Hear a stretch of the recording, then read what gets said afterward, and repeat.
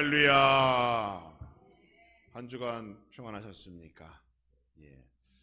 휴가를 가신 분이 계신가 봐요. 조금 자리가 비어 있는데 더울 때는 휴가도 좀 가시고 시원한 계곡물에 발도 좀 담그시고, 그리고 이럴 때는 에어컨 켜는 겁니다.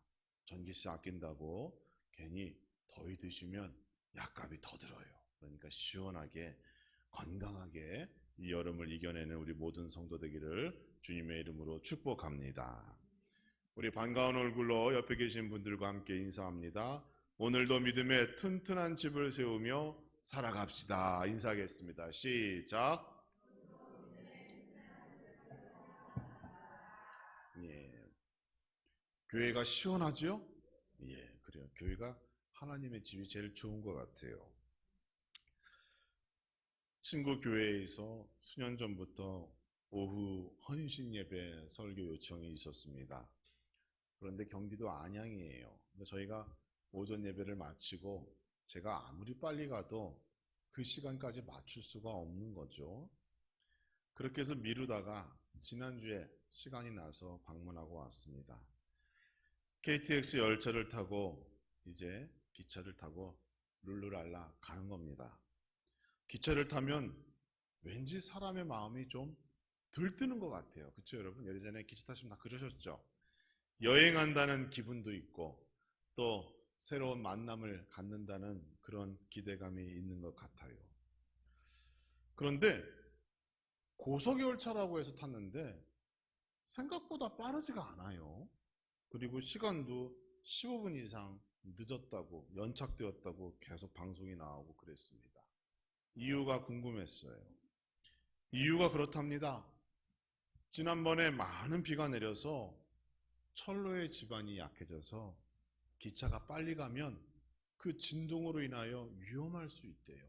그래서 천천히 그러다 보니 시간도 늦었고 속도가 느리다, 이렇게 안내 방송이 나옵니다. 기초가 중요한 것 같아요. 그렇죠? 기초가 튼튼해야 철길도 물론이고 우리가 세운 교회, 집도 안전하게 유지될 수 있는 것 같습니다.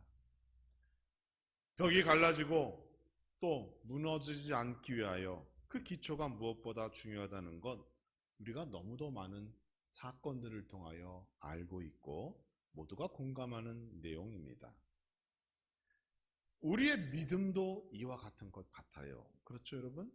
믿음의 기초가 중요합니다. 그래서 예수님께서는 공생애를 시작할 때에 마태복음 5장 8복 또는 산상수훈을 통하여 하나님의 백성들은 어떠한 믿음의 기초를 가져야 하는가를 하늘의 복을 연관시켜서 설명해 주셨어요. 생각하는 것도 달라야 하고 행동하는 것도 달라야 하고, 하나님의 백성은 모든 것이 그 시작과 기초가 달라야 한다라는 것을 예수님께서 마태복음 5장을 통하여 말씀하신 것이고, 그 말씀이 5장, 6장, 7장 연이어 이어져 내려오고 있는 겁니다. 예수님께서는 모든 믿음, 신앙의 기초는 천국이 무엇이냐? 천국의 백성은 누구인가? 하늘의 복은 무엇인가? 그것을 먼저 정확하게 알고 이해해야 된다라는 측면에서 그렇게 말씀하셨던 거예요. 예수님께서는 우리의 믿음을 집을 짓는 것과 같다, 이렇게 오늘 본문에서도 말씀하셨습니다. 대한민국 국민에게 있어서 집은 거주하는 장소 이상의 의미가 있어요. 그렇죠? 그래서 다른 나라에는 없는 전세라는 개념도 있고, 또 어떤 사람은 부동산 불패, 그래서 집이 있어야 한다, 그래야 노후가 보장된다, 이렇게 주장하기도 합니다. 그래서 한국인에게 집은 어쩌다 보니 인생의 목적이 되기도 했고, 또 누구나 이루어야 할 첫 번째 꿈이 되기도 했어요. 그래서 우리 젊은 청년들에게도 인생에서 가장 먼저 이루어야 할 것 두 가지를 얘기해 보라면 첫째는 집이고 둘째가 차예요. 이게 있어야 결혼도 하고 자기가 조금 더 나은 인생을 준비한다 이렇게 생각하는 거예요.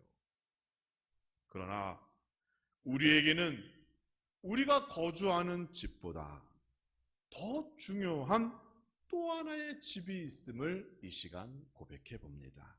바로 믿음이라고 하는 집입니다.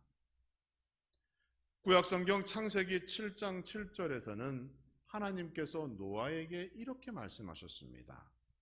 여호와께서 노아에게 이르시되 너와 내 온 집은 방주로 들어가라. 이 세대에서 내가 내 앞에 의로움을 내가 보았음이니라. 이렇게 말씀하셨어요. 하나님께서는 너와 내 가족은 방주로 들어가라 이렇게 말씀하지 않으셨어요. 너와 내 온 집은 방주로 들어가라 이렇게 말씀하셨어요. 즉 노아의 믿음을 집으로 동일하게 보신 겁니다. 그래서 하나님께서는 너와 내 집, 믿음이 있는 내 집은 방주로 들어가라 이렇게 말씀하신 거예요. 오늘 예수님께서도 본문 가운데서 어떠한 고난 속에서도 무너지지 않는 집을 언급하시면서 믿음의 집이 얼마나 중요하고 소중한 것인지를 저희에게 말씀해 주셨습니다. 바람이 불고 파도가 부딪혀도 무너지지 않는 안전한 집이 너무도 중요하고 소중하다는 거예요. 왜? 우리의 믿음이 이와 같아야 튼튼하고 무너지지 않는 그러한 믿음으로 또한 열매 맺는 믿음으로 성장해 갈 수 있기 때문에 예수님께서 이해하기 쉽게 그렇게 말씀하신 거예요. 그래서 많은 사람들이 예수님의 말씀을 읽고 또 듣고 뭐라고 얘기했어요? 야, 예수님의 말씀이 다른 사람들과 얘기하는 것과는 너무도 다르구나 이렇게 고백했다는 거 아닙니까? 여러분의 믿음은 안전합니까? 여러분의 신앙은 지금 어떠하십니까? 여러분께서 가지고 계신 그 믿음의 집이 안전하고 튼튼하고 더 나아가 평안한 집 되기를 주님의 이름으로 축원합니다. 예수님께서는 그 무너지지 않는 집, 튼튼한 집, 평안한 집을 반석 위에 세운 집이라고 말씀하셨습니다.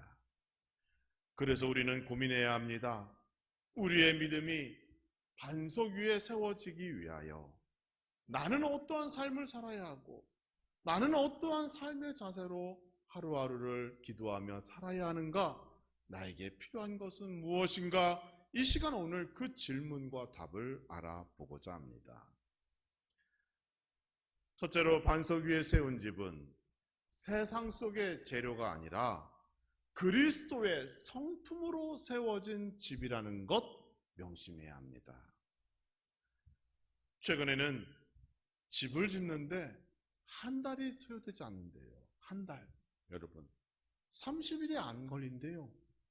다양한 건축법과 재료가 발달되어 있어서 우리가 생각하는 것처럼 몇 개월, 1년 이렇게 시간이 걸리지 않는다는 겁니다. 심지어 집을 미리 공장에서 이미 지어놨대요. 그래서 내가 돈 주고 계약하면 그 집을 분해해서 차로 싣고 온대요. 그래서 우리 집 마당에 집을 바로 조립해 지면 그 다음 날부터 살아갈 수 있답니다. 그 집 짓는데 3, 4일이면 끝난대요. 그런 시대에 우리가 살아가고 있는 거예요. 그러나 반석 위에 세운 집은 이렇게 빨리 건축할 수가 없습니다. 왜? 재료가 달라요. 미리 지어지고 돈 주고 사오는 게 아닙니다. 우리가 예수님께서 말씀하신 그 반석 위에 세운 집은 세상에서 구하는 재료, 세상의 방법, 그러한 세상의 기술로 얻어질 수가 없고 하나님과 예수 그리스도의 성품으로 세워지고 세워져야 하기 때문에 시간이 필요하고 노력이 필요하고 거기에는 정성이 필요한 겁니다. 여러분의 믿음은 세상 속의 경험이나 능력으로 얻어진 것이 아닙니다. 믿음이란 무엇인가요? 믿음은 자기가 죄인임을 시인하는 거예요. 그리고 그 죄는 예수 그리스도의 이름으로만 용서받을 수 있다라고 하는 고백으로부터 시작되는 겁니다. 그렇기 때문에 믿음은 모든 사람에게 열려 있으나 모든 사람들이 가질 수 있는 건 아닙니다. 왜? 내가 죄인이라는 사실을 먼저 고백해야 하는데 사람들은 자기가 죄인이라는 것을 고백하지 않아요. 인정하지 않습니다. 남의 탓을 하고 상대방을 비난하는 그런 문화가 충만한 지금 세상에서는 자기의 죄를 자기 스스로 고백한다는 것이 어렵기 때문에 이 믿음이라고 하는 이 집은 시간이 필요하고 노력이 필요한 거예요.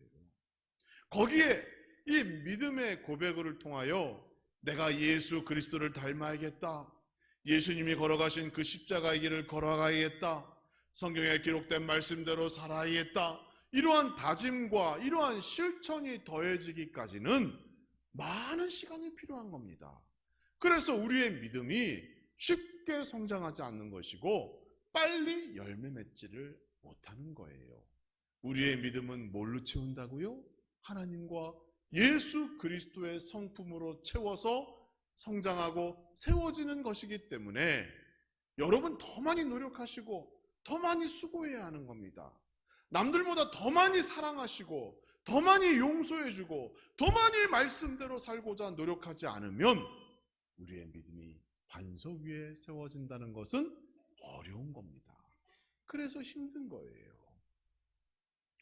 사랑하는 성도 여러분, 우리는 예수 그리스도의 성품을 닮아가며 우리의 믿음이 성숙하고 열매 맺는 사람들입니다. 세상의 방법대로, 세상의 유행대로, 세상에서 무엇을 통하여 성공했고 승리했다라고 하는 그 방식을 쫓아가는 것이 아니라 여러분, 우리는 말씀대로 예수님께서 우리에게 보여주신 그 십자가의 삶의 모습대로 나를 채우고 나를 믿음을 그 반석 위에 세워가는 여정이 있음을 꼭 기억하시기 바랍니다. 여러분의 삶 가운데 그리스도의 성품의 열매가 또 그 흔적이, 그 향기가 날마다 넘쳐나기를 주님의 이름으로 축원합니다. 하나님께서 원하시는 성품으로 나를 채우고 변화시켜야 내가 반석 위에 세워진 믿음의 집이 완성되어져 가는 겁니다. 언제까지요? 주님 오시는 그날까지 끊임없이 노력하고 끊임없이 성장하고 끊임없이 나를 그 믿음의 반석 위에 세우고자 수고하는 그 믿음과 용기가 우리에게 필요한 겁니다. 무더운 여름날 덥지요? 이럴 때일수록 더 많이 기도하시고 말씀 보시고 내가 과연 예수님 따라가고 있는가 한 번 더 생각해 보시고 주님과 동행하며 믿음의 반석 위에 그 자신의 믿음과 신앙을 굳건히 세워가는 우리 모든 성도 되기를 주님의 이름으로 축복합니다. 두 번째로 반석 위에 세운 집은 어떤 집인가 하면 진리와 거짓 소리를 구별할 수 있는 집이어야 됩니다. 우리 교회 안에서 거짓 소리가 있는데 그것이 자꾸 현혹된다면 여러분 교회에 올 재미가 있겠어요? 우리가 그것을 거부하고 분별하고 걸러낼 수 있기 때문에 하나님의 말씀을 듣고 그 말씀대로 살고자 노력할 수 있는 거잖아요. 믿음의 집이라는 거룩한 여정, 거룩한 사역을 시작할 때에 우리를 방해하는 생각지도 못한 많은 일들이 우리 주변에 있을 수 있다는 겁니다. 왜? 이것은 영적 전쟁이기 때문에. 또 그 가운데서 우리가 조심해야 될 것은 거짓 선지자들과 거짓 소리를 우리가 조심하며 거기에 내가 흔들리면 안 되는 거예요. 오늘 본문 7장 15절에서 예수님께서 말씀하셨죠? 거짓 선지자들을 삼가라. 양의 옷을 입고 너희에게 나아오나 속에는 노력하는 이리라 그랬어요. 여러분, 이리가 양의 옷을 뒤집어 쓰고 나에게 옵니다. 겉으로 볼 때는 양 같아요. 그런데 뭐가 달라요? 소리가 다른 거예요. 양인데 그 양의 소리가 아니라 자꾸 죽는 소리를 해요. 사람을 죽이고 영혼을 죽이고 분열시키고 하나님의 말씀과 동떨어진 삶을 살아갈 수 있도록 우리를 흔드는 소리를 하는 거예요. 그것을 통하여 양나 그 속은 이리구나, 거짓 선지자구나, 거짓 소리구나를 분별할 수 있는 겁니다. 신약 성경을 보면 거짓 선지자라고 하는 단어가 11번 사용되었습니다.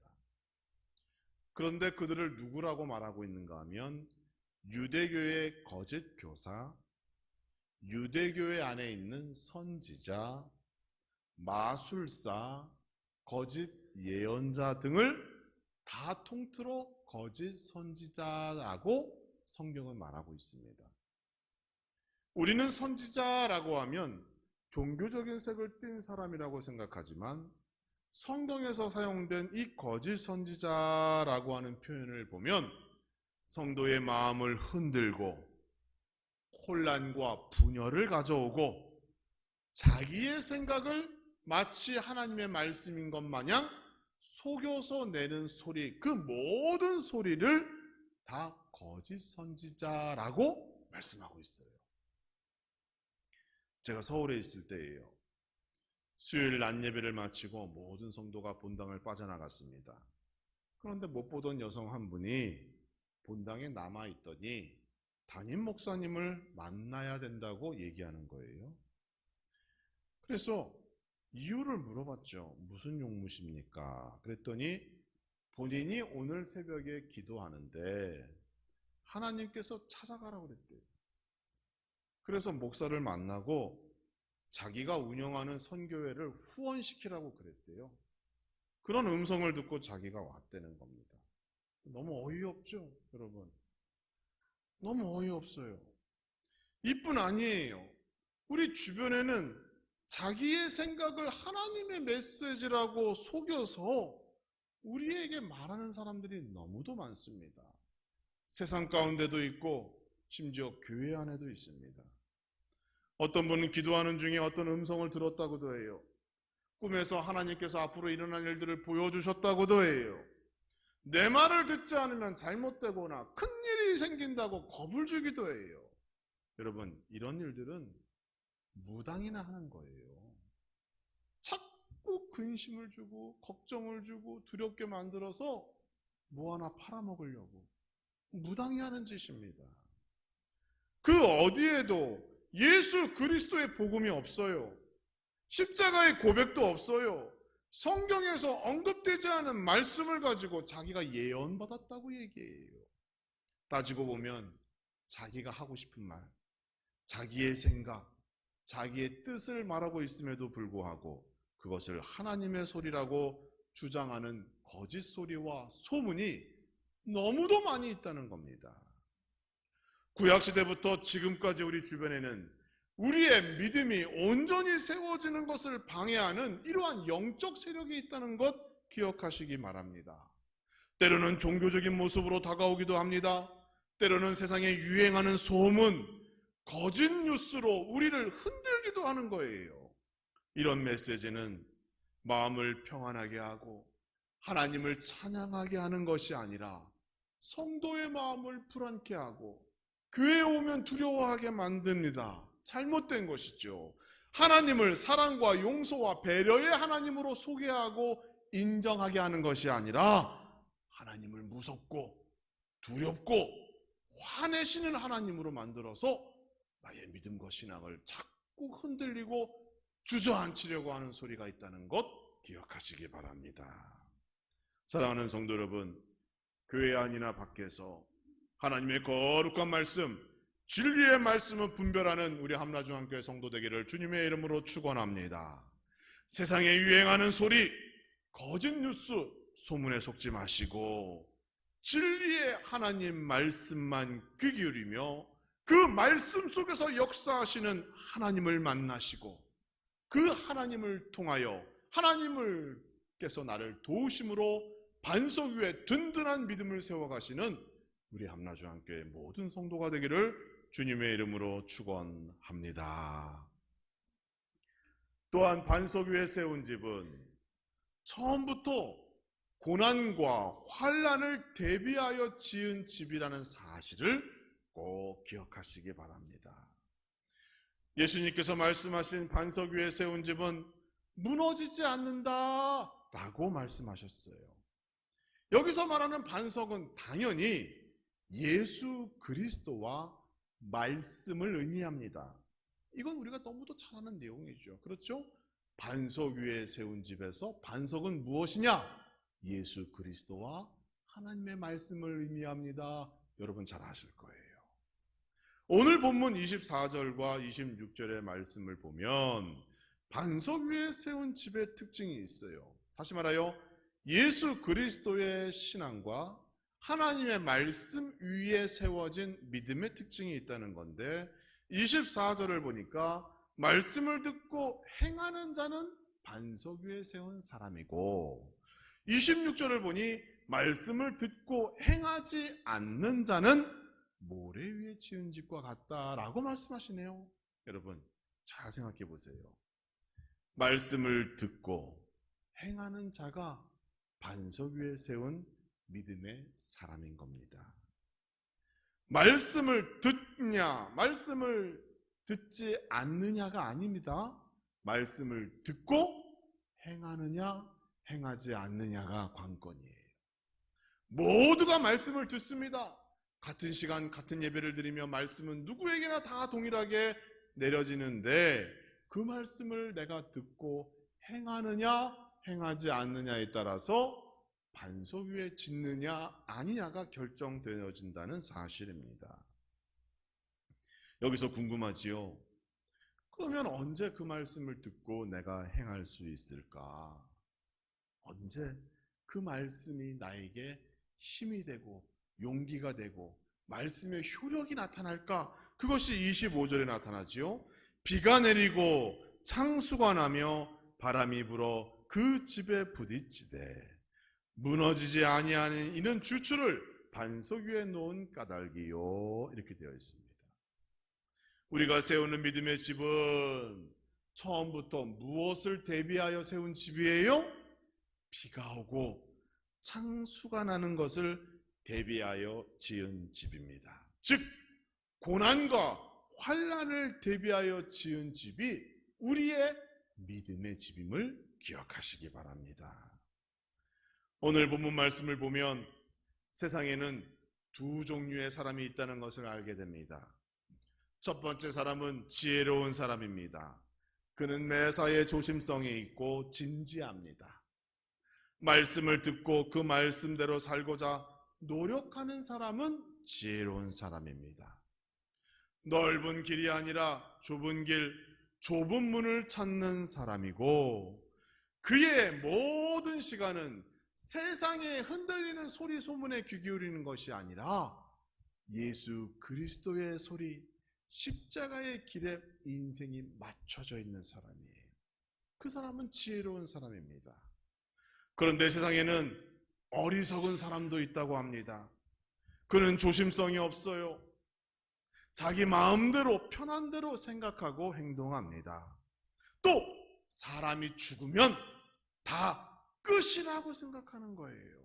그러니까 성경 말씀을 들어도 무시하고 성경과 예수 그리스도의 십자가 사건이 나의 인생과는 아무 관계가 없다고 생각하는 겁니다.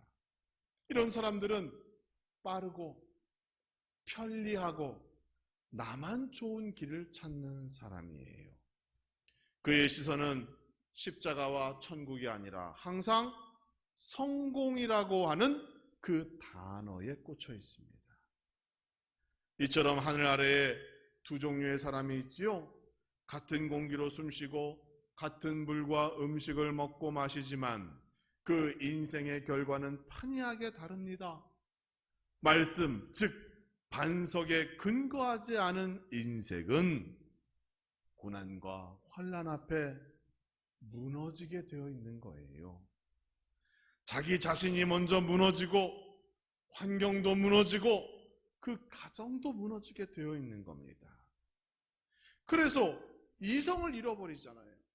여러분, 얼마 전에 서울에서 내가 불행하니까 너희도 한번 불행해봐라 라고 하며 칼부림이 났잖아요. 사람이 죽었어요. 적지 않은 사람들이 다쳤습니다. 왜? 어리석기 때문에. 남들처럼 성공하지 못했고 남들처럼 좋은 직장 그런 건 나에게 없다고 생각하니 이렇게 무너지는 삶을 살게 되는 것, 그것이 오늘날 세상 사람들의 모습인 겁니다. 반석 위에 지은 집은 처음부터 말씀을 통하여 고난과 환난을 대비하여 지은 집입니다. 여러분, 인생을 살면서 누가 한 번도 고난을 당하지 않을 수 있겠습니까? 그러나 우리는 믿음이 있어요. 하나님은 살아계시다. 그 하나님께서 나를 지켜봐 주시고 그 하나님께서 나를 인도하실 것이고 예수 그리스도께서 나의 실수와 허물과 잘못까지도 다 십자가 위에서 감당하셨고 용서하여 주셨다라고 하는 믿음이 우리 안에 있기 때문에 잠시 환난에 고난에 내가 흔들리고 주저앉을 때도 있겠으나 우리는 바로 일어서고 다시 힘을 내어 전진해 나가게 되는 겁니다. 우리는 반석 위에 집을 세우고 이처럼 지혜로운 성도가 되어야 할 줄 믿습니다. 그것이 하나님께서 원하시는 여러분의 삶의 모습이고 믿음의 모습인 줄 꼭 기억하시기 바랍니다. 사랑하는 성도 여러분, 반석 위에 세워진 굳센 믿음이 여러분의 믿음 되기를 주님의 이름으로 축원합니다. 날마다 그리스도의 성품으로 닮아가며 그 성품으로 자신을 채우시고 거짓 선지자의 거짓 소리와 소문이 아닌 진리의 말씀을 듣고 그 말씀으로 위로받으시며 또한 말씀대로 살아가시고 모든 고난과 환난 앞에서 이제는 두려워하지 마시고 살아계신 하나님, 나를 위하여 죽으신 예수 그리스도만 믿고 의지해 나가는 우리 거룩한 하나님의 백성 함나주안교회 모든 성도와 가족 되기를 주님의 이름으로 축원합니다.